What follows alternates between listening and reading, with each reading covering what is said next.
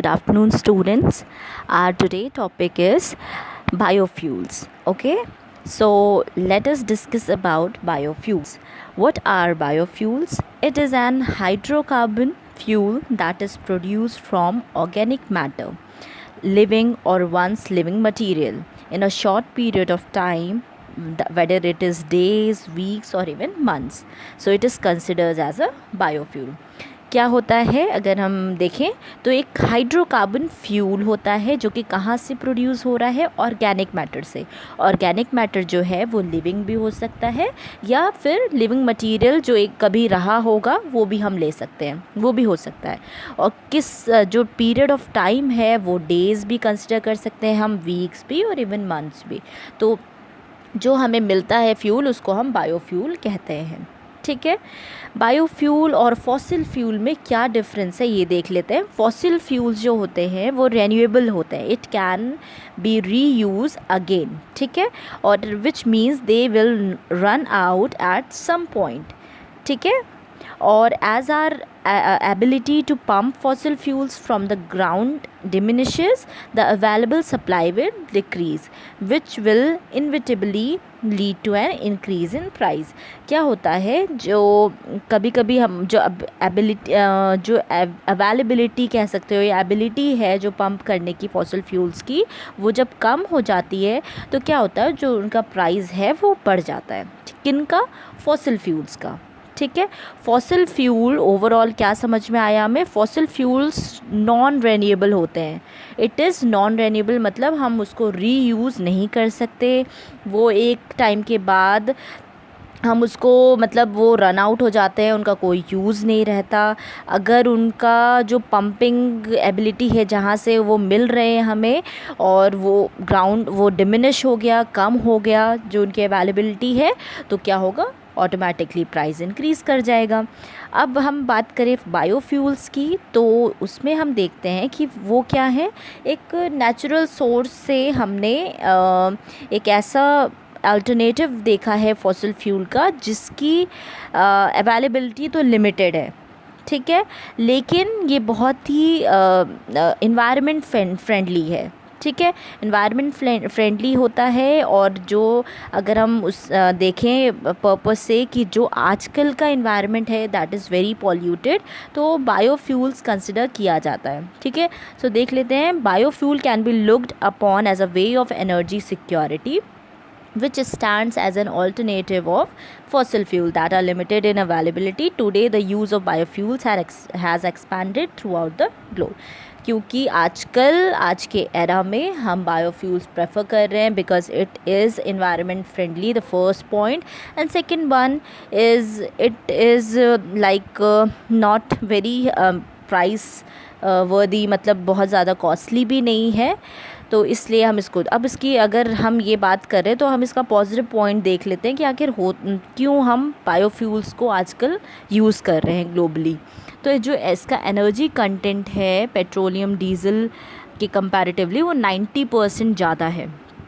ठीक है, इथेनॉल के जो एनर्जी कंटेंट इथेनॉल है वो अबाउट 50% दैट ऑफ गैसोलीन, और जो एनर्जी कंटेंट ब्यूटेनॉल का कंटेंट है एनर्जी कंटेंट वो 80% है दैट ऑफ गैसोलीन।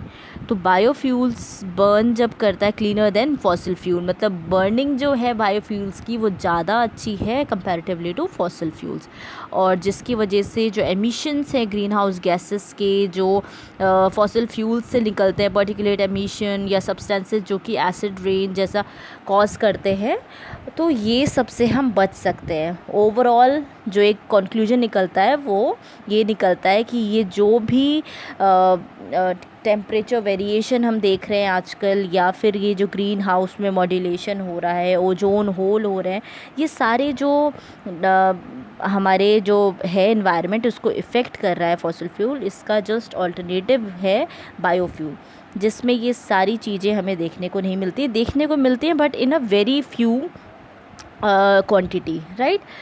बायोडीज़ल जो होता है वो सल्फ़र फ्री होता है। ठीक है, तो एसिड रेन वाला जो प्रॉब्लम है वो नहीं होगा। बायोडीज़ल का जो पॉलीसाइक्लिक एरोमेटिक हाइड्रोकार्बन कंटेनिंग है वो भी बहुत कम है, which has been link to cancer. मतलब क्योंकि वो कैंसर कॉज करता है इसलिए इसमें ये कम है, तो वो जो कैंसर कॉजिंग डिसेबिलिटी है वो भी कम हो जाएगी बाय यूजिंग बायोफ्यूल्स। ठीक है। एडिशनली बायोफ्यूल्स आर बायोडिग्रेडेबल होते हैं, so if they do spill less harm is done compare to when fossil fuel spills, right. तो बायोडिग्रेडेबल है, ये बहुत ही पॉजिटिव पॉइंट है बायोफ्यूल्स का। अब हम बात करें कितने टाइप के होते हैं बायोफ्यूल्स, तो ये 2 जनरेशन्स में ब्रेक किए जाते हैं। एक होता है फर्स्ट जनरेशन बायोफ्यूल्स, जिनको हम कहते हैं कन्वेंशनल बायोफ्यूल्स। ठीक है, कन्वेंशनल बायोफ्यूल्स कहा जाता है। और ये किससे बने होते हैं? They are made from things like sugar, starch और vegetable oil, right. Please note that these all are food products, right? These all are food products. Any biofuel made from a feedstock that can also be consumed as a human food is considered as a first generation biofuel. Mean जो पहला generation biofuel था उसे conventional कहा गया because we are making it from the food products. तो कोई भी हम जो बायोफ्यूल जनरेट कर रहे हैं फर्स्ट जनरेशन में, वो कहाँ से हम ले रहे हैं? From the food products, right. Second generation biofuels को हमने प्रोड्यूस किया सस्टेनेबल फीड स्टॉक से। No second generation biofuel is also food crop, though certain food products can become second generation fuel which they are no longer useful for consumption. मतलब कि हमने second generation में ऐसे food products use किए जो कि हम जब उसको कंज्यूम मतलब उसको फिर हम कंज्यूम नहीं कर सकते। जैसे फर्स्ट जनरेशन में हमने देखा था कि we can consume that particular food in our daily routine, लेकिन जो सेकेंड जनरेशन था we can not use it for longer useful for consumption. They are not so longer useful for consumption in the second generation fuel, so they are known as the advanced biofuels, right. So we have seen so many advantages of biofuels. So why we say crude oil fuels? No, because it's a very mandatory, like it's we have to accept that we don't have to use crude oil fuels because it's harmful for our environment, because they are non-renewable, right.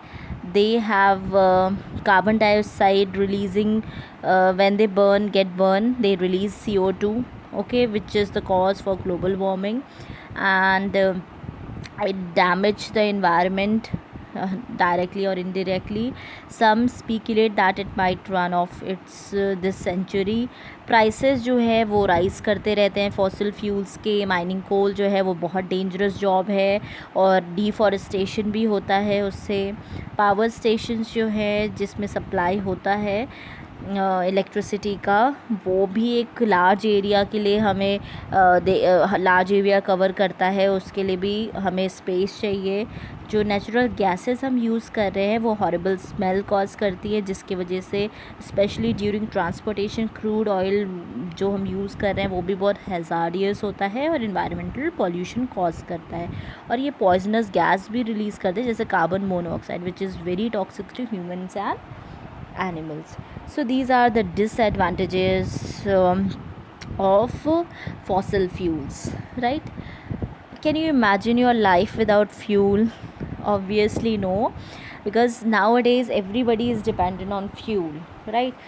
So if we don't use fossil fuel, what we now use, so we are moving towards the biodiesel or biofuel, right. So one of the example we have to firstly discuss is the Jatropha tree. Jatropha tree जो है वो एक biodiesel plant है जिसको इस biodiesel plant के नाम से ही जाना जाता है, ठीक है। ये इसका डायग्राम है और इससे बायोडीज़ल निकाला जाता है, ठीक है। तो जेट्रोपा जो है वो कल्टिवेट करते हैं anywhere along the canals, roads, railway tracks, on border of farm and even in alkaline soil, right. They are grown in high as well as low rainfall, right. And in high rainfall yield is more, if we compare the growth growth percentage, so it will be more in high rainfall area. Mean where there is high rainfall, the yielding is more in that area. So occurs mainly at lower altitude, with average annual temperature above 20 degrees C and rainfall of 300 to 1000 mm. ठीक है.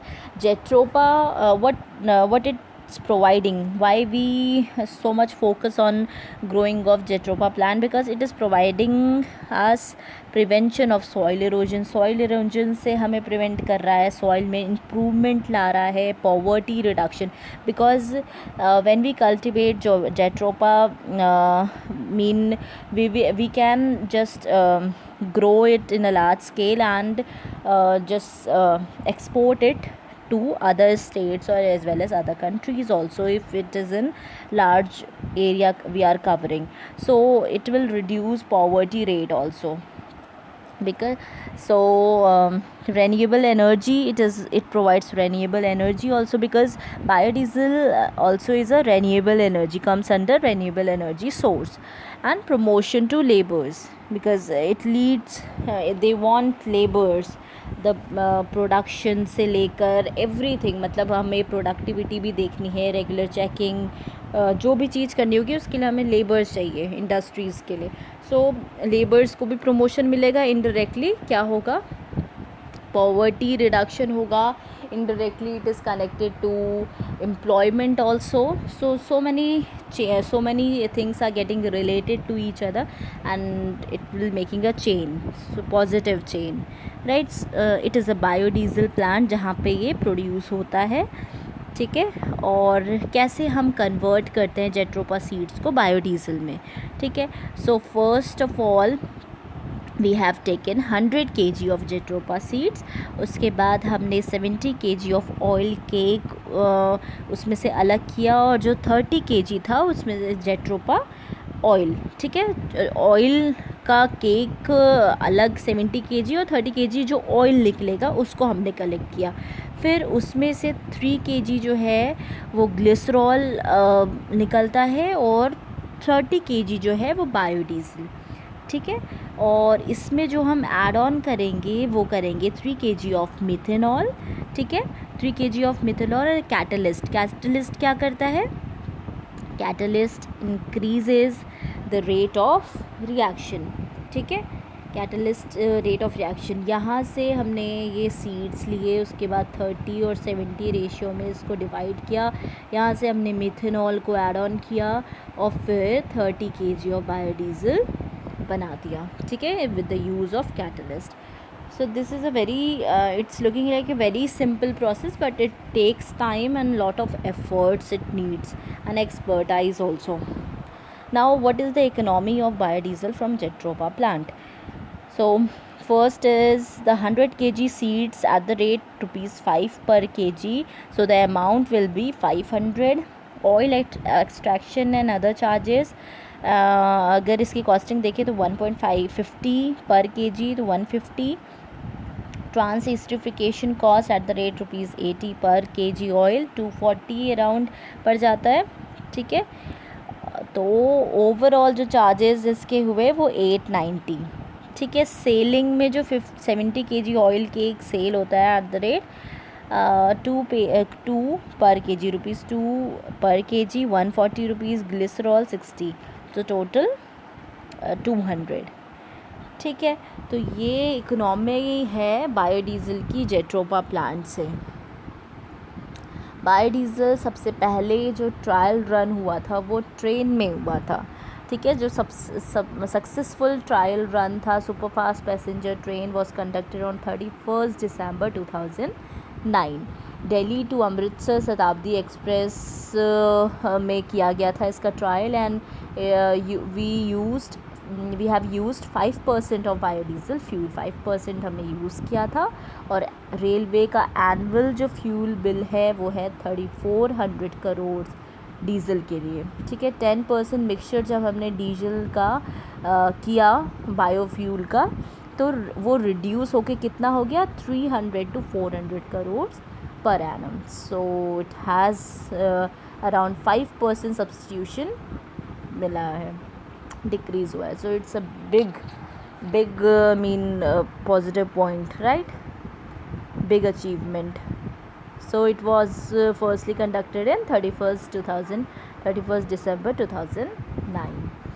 And now what are the other Indian initiative taken by the government? First is the national mission on biodiesel has been launched by government of India. State governments designated special authorities bodies to manage, and Ministry of Petroleum and Natural Gas notified biodiesel purchase policy. Government institutes are working on technology and promotion. Public and private sectors are working on processing and end use. So these are all the initiative done by the government as well as colleges, government institutions, private sectors for the processing and using and technology promotion, purchase policy of biofuels, right. Some more practicalities in India is like Dr. Abdul Kalam, which is our former late Dr. Abdul Kalam, is no more. So he's the former president of of India, and it is one of the strong advocates of Jatropha cultivation for production of biodiesel. You know this. Abdul Kalam ji ने अपने राष्ट्रपति भवन में jatropha plants का बहुत cultivation किया था, और he is the strong advocators of jatropha cultivation. मतलब उन प्रोडक्शन ऑफ बायोडीज़ल के लिए उन्होंने भी बहुत हेल्प किया था इस चीज़ के लिए. स्टेट बैंक ऑफ इंडिया ने प्रोवाइड किया था उन्हें जेट्रोपा की कल्टीवेशन के लिए by signing MOU with D1 Mohan, a joint venture of D1 Oil, to give loans to the tune of 1.3 billion rupees to local farmers in India. Means State Bank of India ने MOU sign किया था कि वो loan देंगे कितना 1.3 billion rupees किनको, local farmers को India में. तो ये बहुत बड़ी ये भी एक अचीवमेंट थी. और ये आप देख सकते हो पिक कहाँ की है. ये पिक्चर ये जेट्रोपा सर्कस, जेट्रोपा जीनस है, सर्कस इसकी स्पीशीज़ है. इसका प्लांटेशन कहाँ पे देख रहे हो आप? राष्ट्रपति भवन में. 2004 की ये पिक है, 2004 की, एंड राष्ट्रपति भवन में इसका कल्टिवेशन हुआ है. Now overall the conclusion of biodiesel from jatropha plant is why we are using biodiesel nowadays, because it is eco-friendly, clean burning alternative fuel. It contains no petroleum but can be blended with conventional diesel fuel. These fuel can be used in any diesel engine without any modification.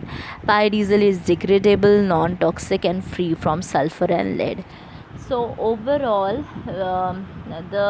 these are all the positive point about biodiesel. And if we promote cultivation of biodiesel plants, so we can get benefited by various number of advantages as we have discussed, like economy improvement, poverty, employment, right, eco-friendly environment.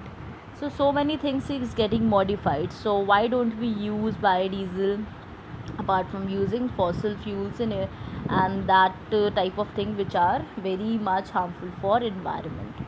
So thank you for today's video. Have a nice day. Thank you.